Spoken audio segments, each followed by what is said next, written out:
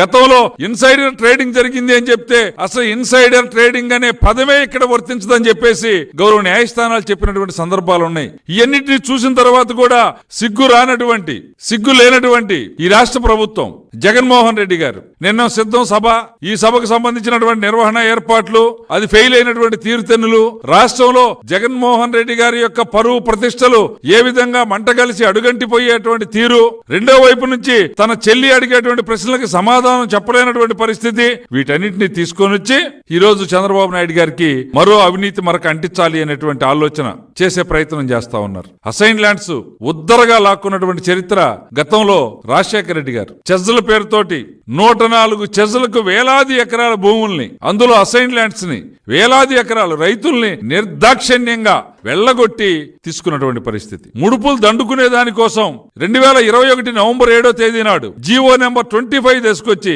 Solar ప్రాజెక్టులకు assigned భూముల్ని allot చేసి డబ్బులు కమిషన్లు దండుకున్నటువంటి చరిత్ర జగన్మోహన్ రెడ్డి గారికి ఉంది. అంతే తప్పించి ఎక్కడా కూడా చంద్రబాబు నాయుడు గారికి ఈ అసైన్డ్ ల్యాండ్స్ అంటగట్టాలి అనే ప్రయత్నం చేయటం కేవలం కూడా ఒక మండుతున్నటువంటి అగ్ని గోళాన్ని మసి ఇది అని చెప్పి చూపించేటువంటి ప్రయత్నం చేయటం. ఈ రోజు విశాఖపట్నంలో అనకాపల్లిలో 2552 ఎకరాల అసైన్డ్ భూముల్ని, దళితుల్ని, అక్కడ ఉన్నటువంటి భూములు సాగు చేసుకుంటున్నటువంటి దళితుల్ని పోలీసులతో బలవంతంగా కేసులు పెట్టించి, దాడులు చేయించి, కొట్టించి వాళ్ళని ఎల్లగొట్టి లాక్కున్నది ఎవరు? నీ రాష్ట్ర ప్రభుత్వంలో ఉన్నటువంటి పెద్దలు, వాళ్ళకి సంబంధించినటువంటి నీ విజయసాయి రెడ్డి అండ్ కంపెనీ కాదా? నీ వైవి సుబ్బారెడ్డి అండ్ కంపెనీ కాదా?